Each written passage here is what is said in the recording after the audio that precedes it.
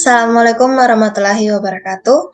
Sebelumnya perkenalkan nama saya Hesti Puspitasari dengan stambuk F551-20030. Baik, kesempatan kali ini saya akan menjelaskan mengenai desain aplikasi peternakan puyuh yang telah saya buat. Adapun desain yang telah saya buat ini melatar belakangi dari informasi yang tersedia pada website-website yang ada, tidak semua mencakup mengenai satu jenis peternakan saja, melainkan mencakup keseluruhan peternakan, baik itu peternakan sapi, ayam, dan lain sebagainya. Jadi di sini saya mengambil suatu ide untuk membuat satu informasi peternakan di mana hanya membahas terkait peternakan puyuh saja.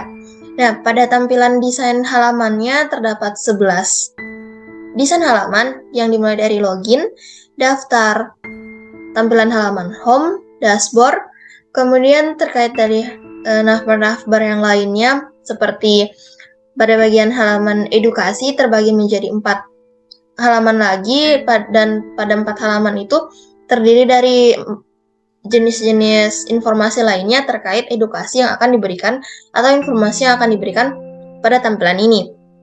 Kemudian terdapat halaman penjualan, dan terakhir terdapat halaman data ternak dimulai pada data ternak ini dimulai pada tahun 2012 sampai 2013. Nah, langsung saja ke bagian prototipe-nya. Nah, pada bagian prototipe ini tampil pertama itu bahwa pengguna harus melakukan login terlebih dahulu pada aplikasi si Pertiuh ini. Nah, setelah pengguna telah berhasil memasukkan email, password, pengguna dapat langsung masuk, dan ketika masuk itu akan tampil pada tampilan halaman dashboard.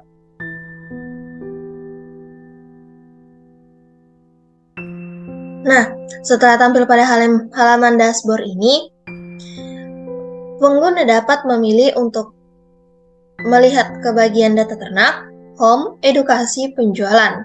Nah, jika pada awal tadi bahwa pengguna itu belum bisa login pada aplikasi ini, pengguna tersebut dapat melakukan daftar terlebih dahulu. Nah, pada bagian daftar ini, pengguna akan melakukan penginputan nama, email, password, dan ketika telah menyetujui syarat dan ketentuan dari daftar ini, pengguna dapat langsung untuk mengklik kata daftar, atau bisa juga mendaftar menggunakan Google ataupun Facebook. Ketika pengguna telah melakukan daftar, maka akan tampil ke bagian halaman dashboard-nya. Nah, pada bagian halaman dashboard ini, terdapat pilihan pada bagian ini akan membuka pada tampilan halaman home.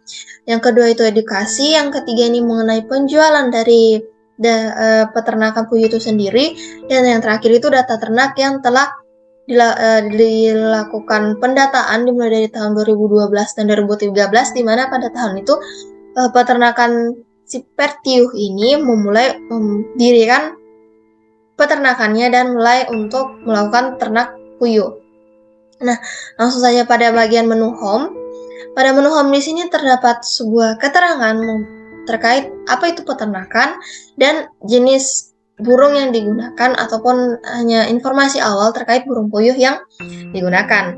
Kemudian pada bagian menu edukasi ini akan tampil 4 jenis pilihan yang pengguna ingin ambil informasinya, seperti kriteria dari burung puyuh, perawatan burung puyuh, pakan burung puyuh, dan juga telur burung puyuh. Nah, jika pengguna ingin melihat terkait kriteria burung puyuh ini, dapat langsung mengkliknya dan akan tampil mengenai keterangan dari kriteria burung puyuh itu, bahwa burung puyuh itu pertama kali dikembangkan di Amerika pada tahun 1870 dan di Indonesia dibibitkan atau diimpor bibitnya pada tahun 1979 dengan kriteria jenisnya kingdomnya Animalia, filumnya itu Chordata, kelasnya Aves, familinya Panaceanidae, ordonya Galliformes, genus Cotonyx, dan spesiesnya Cotonyx japonica. Kemudian untuk melihat menu pilihan lainnya selain kriteria ini, Pengguna juga dapat langsung ke bagian menu edukasi ini dan akan tampil pilihan lainnya. Sama seperti kriteria untuk perawatan burung puyuh, pakan burung puyuh, dan telur burung puyuh juga akan tampil seperti kriteria burung puyuh. Kita tes saja seperti perawatan burung puyuh, dia akan tampil bagaimana perawatannya dan seperti apa deskripsi dari perawatannya itu sendiri. Kembali lagi pada bagian pakan burung puyuh, akan tampil juga bahwa pakan burung puyuh itu dapat dibeli langsung pada toko-toko peternak, toko-toko pakan yang ada, dan juga dapat dilakukan pencampuran secara pribadi dengan mencampur bahan-bahan yang dibutuhkan sesuai dengan kebutuhan dan nutrisi dari burung puyuh itu sendiri. Lanjut pada bagian yang terakhir dari menu edukasi ini, yaitu telur burung puyuh, di mana telur burung puyuh ini memiliki banyak manfaat dan juga telur burung puyuh ini berbeda dengan telur burung ayam. Oke, lanjut pada bagian menu penjualan. Pada menu penjualan ini, dia hanya berisikan informasi terkait bahwa telur puyuh ini cara penjualannya berbeda dengan telur ayam. Mengapa dikatakan berbeda? Karena telur puyuh ini kan terbilang masih sangat langka dan masih sangat sedikit peternak yang membudidayakannya atau menternakan burung puyuh ini.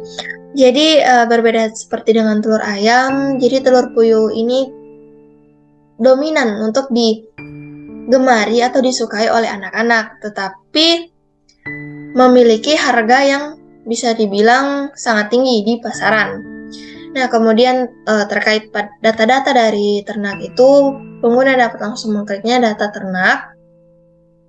Pada data ternak ini, dia berisikan data terkait jumlah dan hasil produksi dari burung puyuh itu sendiri, dimulai dari tahun 2012 hingga tahun 2022. Kemudian, jika pengguna telah selesai melihat menu-menu apa saja yang ada dan tampil pada desain ini, pengguna dapat langsung logout dan dapat langsung kembali ke menu login ini. Nah, aplikasi ini hanya diperuntukkan untuk satu jenis peternakan saja ataupun seseorang yang ingin melihat bagaimana sih cara untuk berternak burung puyuh itu dan apa saja informasi terkait burung puyuh itu. Baik, mungkin itu saja yang dapat saya jelaskan. Saya ucapkan terima kasih.